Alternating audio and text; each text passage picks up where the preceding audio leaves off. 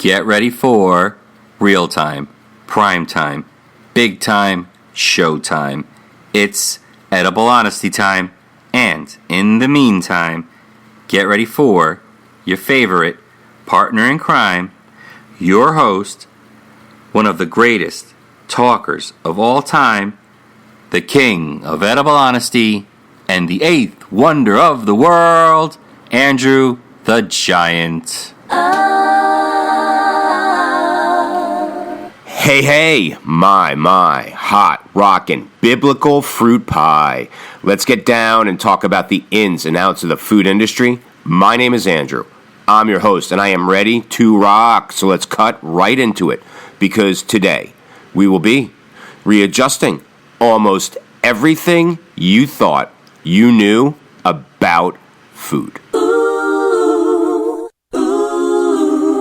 For today's extra tasty episode, I will be using the lyrics of Ozzy Osbourne, Prince, Pink Floyd, Grandmaster Flash, Oingo Boingo, Wild Cherry, Ray Charles, and Rihanna to discuss the first contract that God struck with mankind, and we are in serious breach.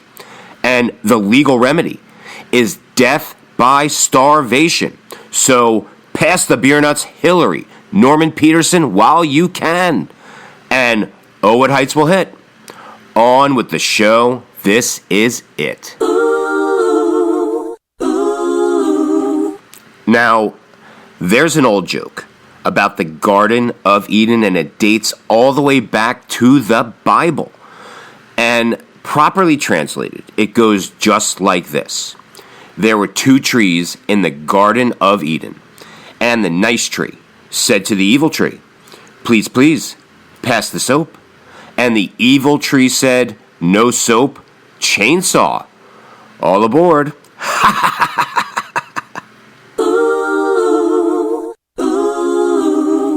Ever since the very first biblical edible breach of contract, when Adam and Eve fondled the tree of knowledge and then devoured its forbidden fruit, anytime someone messes with the earth's edible resources, God gets pissed.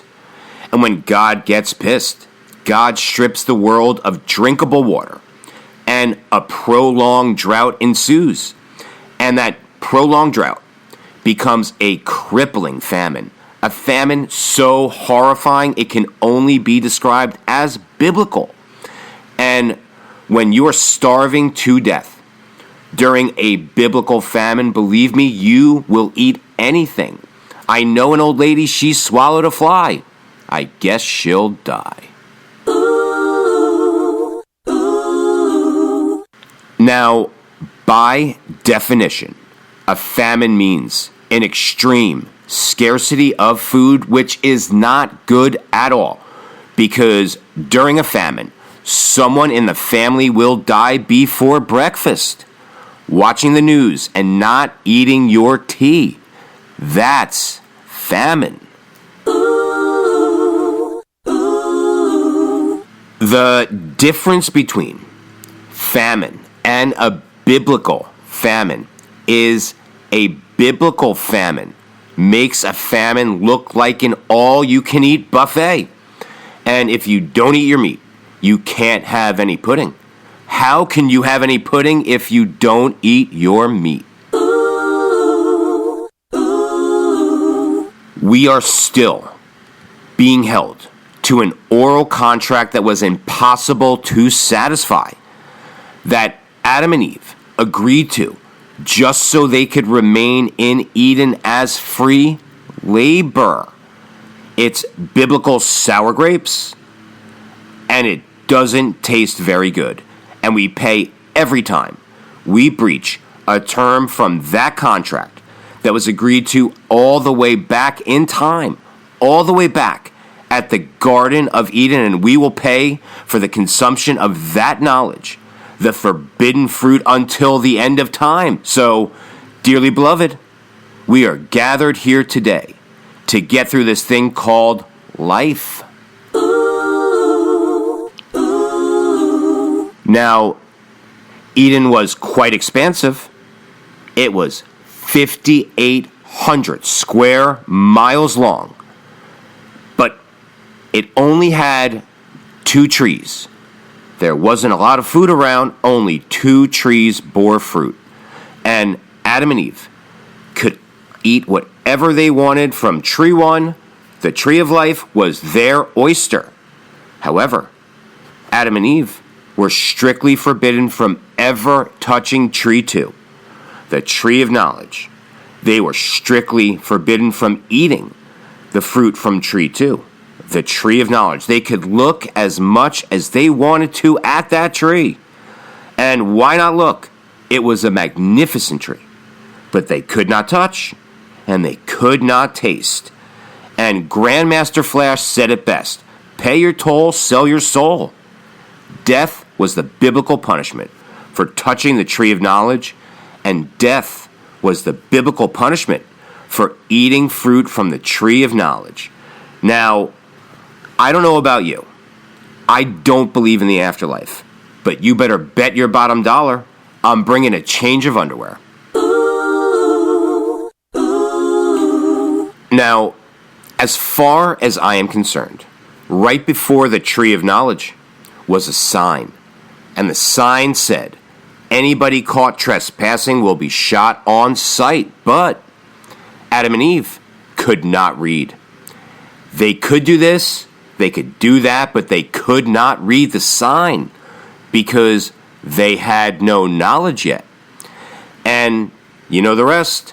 The devil went down to Georgia. He was looking for a soul to steal, and he got 2. Adam and Eve ate the forbidden fruit, and Adam and Eve breached the oral contract with God. They touched and ate the forbidden fruit from tree 2, the tree of knowledge, and the legal remedy for that breach was death. So lay down your boogie and play that funky music till you die.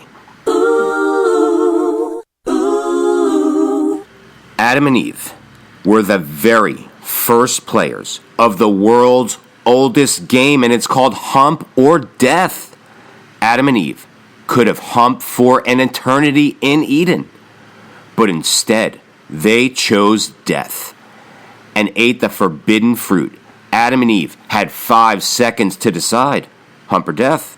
Hump or death? Hump or death? 5, 4, 3, 2, 1, and they selected death.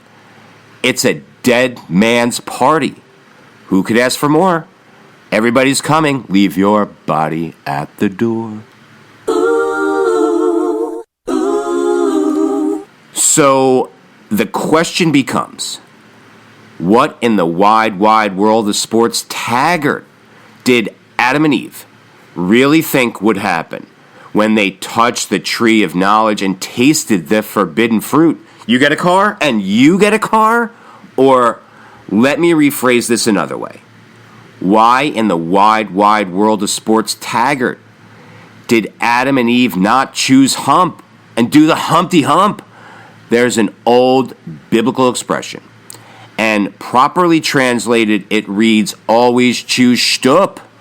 I believe it was Sarah who said to Abraham, sticks and stones may break my bones, but chains and whips excite me.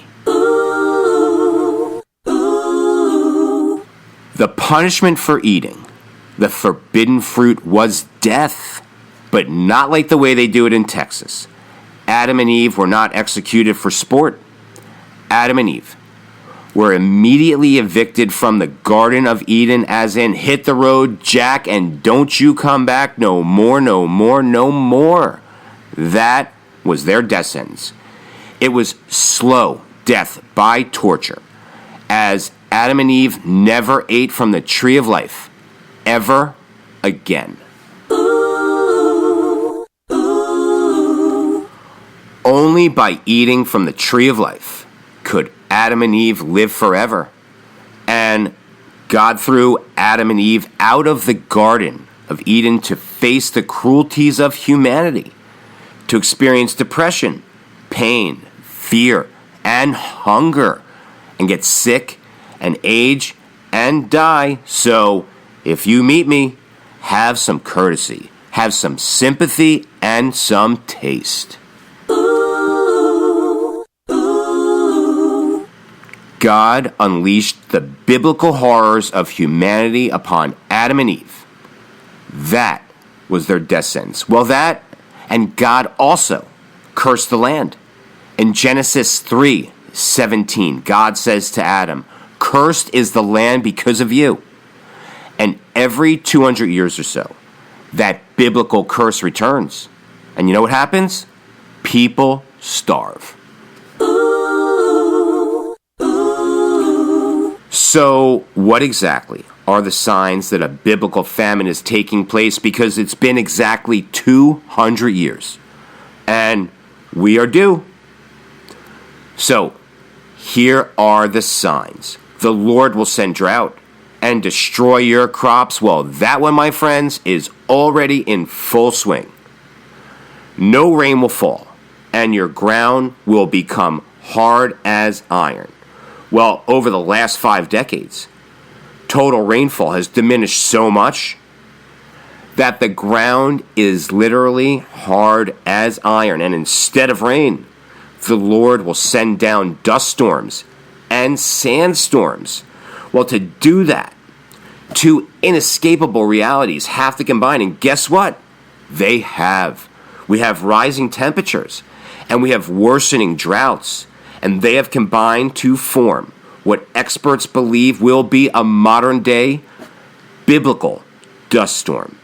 Anytime humanity is in serious breach of the first oral contract that Adam and Eve struck with God all the way back in Eden, the biblical punishment always fits the crime.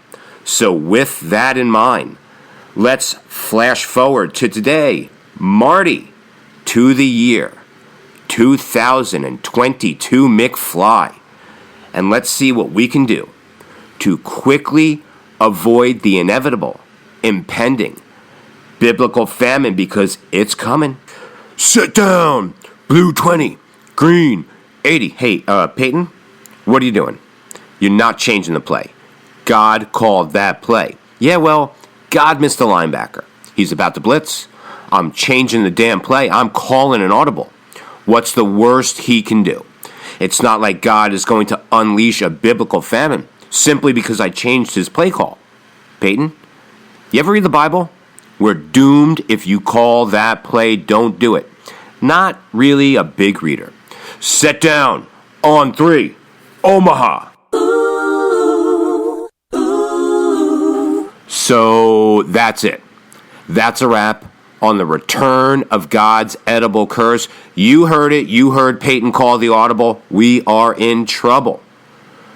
But stay tuned for the next edible episode, because it's gonna be awesome, and I'm going to lay down the exact way that we can reverse the curse, and it'll create tens and tens of thousands of jobs and revitalize the economy of almost every single city and town in the United States of America. My name is Andrew.